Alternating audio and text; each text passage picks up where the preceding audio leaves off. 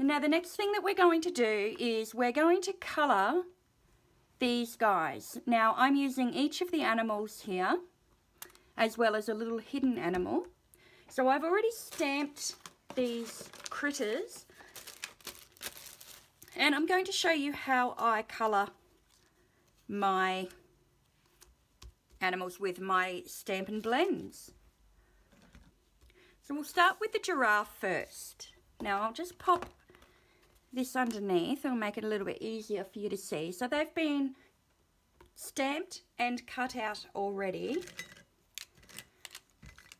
And I'm going to use these colours here. So when I colour with my blends, I usually start with the lightest area.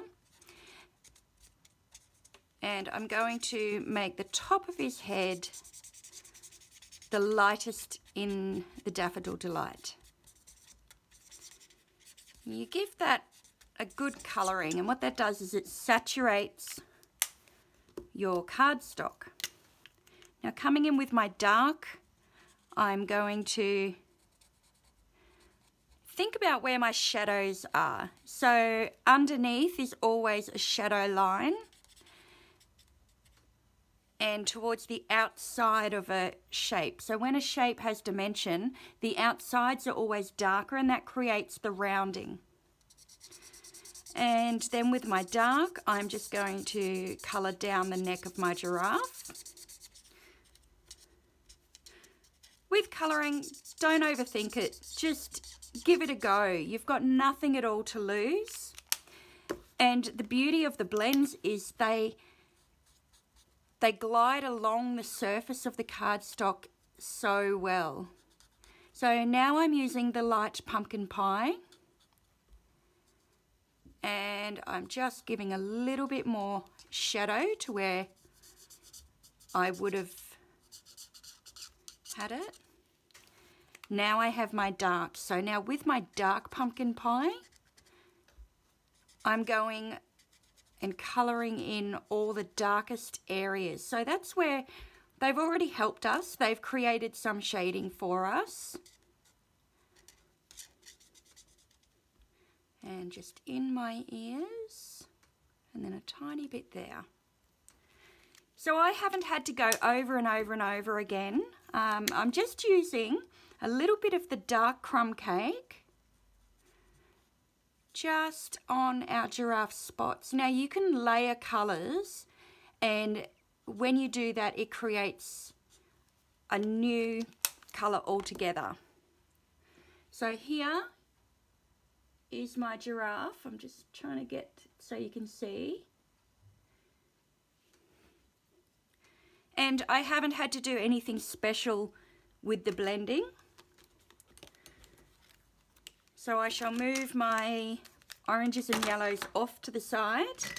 So now I'm going to grab out my colours that I'm going to use for my kangaroo and the little koala joey.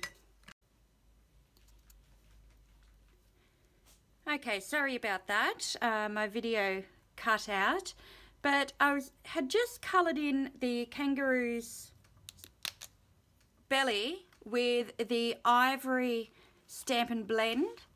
Now, one thing to watch out for is when you're new to using these is when they dry, sometimes your image may look streaky. Well, just go over that image again and the streaks will come right out. It just means you haven't saturated the cardstock as yet. And also if you go over the lines just a little bit, it doesn't matter, because the way that the blends work, you can push colours around. So now I'm picking up my dark crumb cake and I'm going to just go around the outside of the kangaroo's belly and on the bottom and underneath our koala. Okay, so I'll bring that up so you can see. So nothing pretty, just done like so. And then using the bronze, I am going to do the very bottom and under the koala again. And then I can just go back with my ivory and work out those hard lines. I just simply go over the lines in a circular motion, and that takes away the lines of what we put there previously. It keeps the colour, but it just takes away that hard edge because you're pushing the colours around and making them blend together.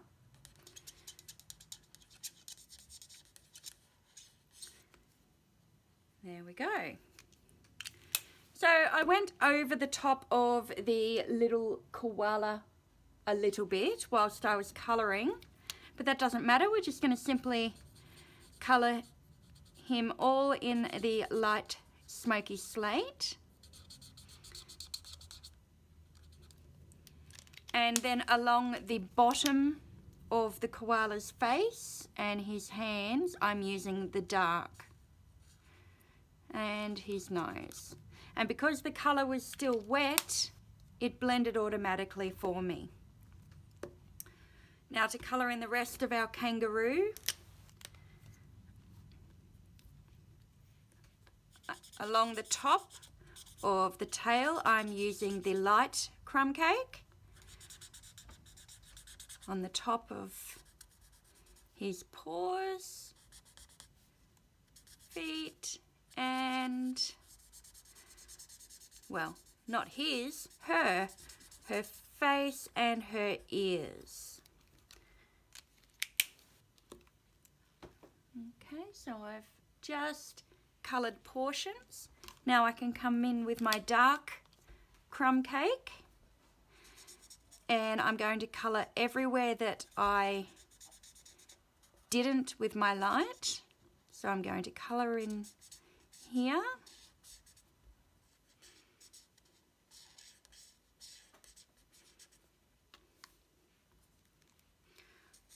Along the base of her feet and underneath her pouch and along the base of her tail. So now I'm just going to bring a little bit of colour up along the sides of her tail, the bottom half of her ears, and her jaw. And then I'll just, with my light, just blend out those dark, those harsh lines. So where the colour joins here,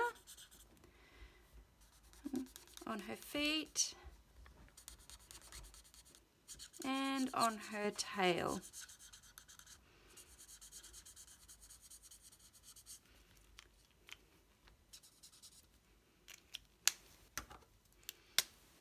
And I'm just gonna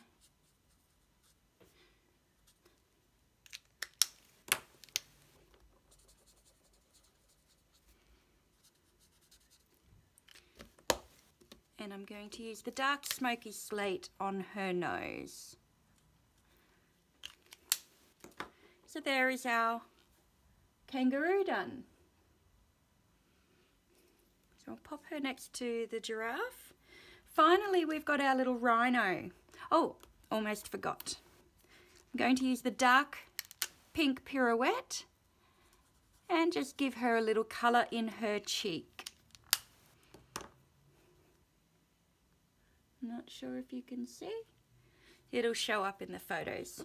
So now for our rhino. So we're not using any of our beiges. We're just going to use our greys and our ivory.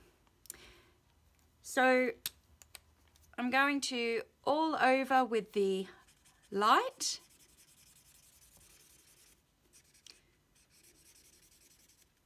Now the reason I've got this cut out first, it's a great little tip.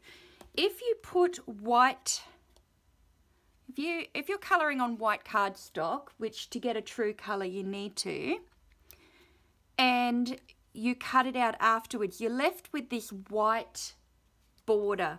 And when it goes on when you stick it down, it kind of doesn't look finished. But if I cut it out first and then I colour around the edges like so, it actually colours in this white border whilst I'm colouring. And when it goes onto your finished project, it finishes it off. So there is our light smoky slate.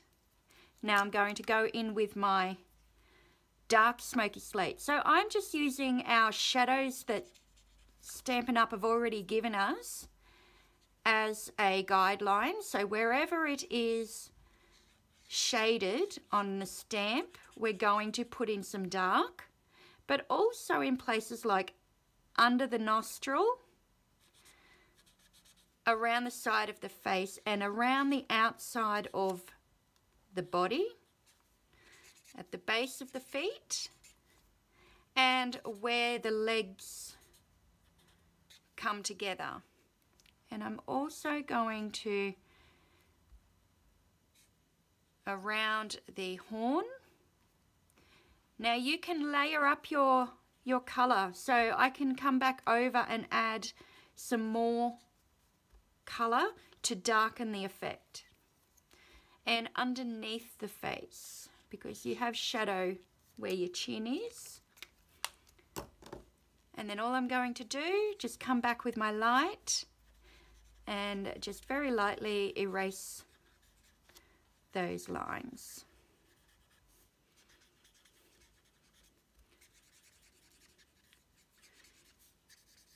If anyone wants me to give a more in-depth colouring video, just let me know. I'm not an expert at colouring by any means. I just really enjoy it. So now I'm coming along with my ivory,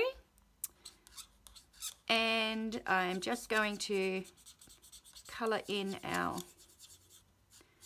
horn. Using my light smoky slate, I can add some shadow here onto the ivory. And then just,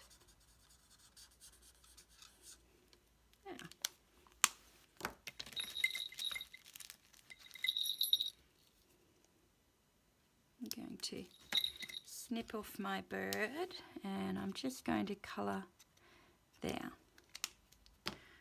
Okay, so here is our little rhino, and he's all coloured as well. And another little trick that I do is I take my white gel pen, and you can come along and add a few highlights. Now the white gel pen isn't going to mix. This is pigment and these are alcohol based. So I could put a little mark on my Joey. A little bit here.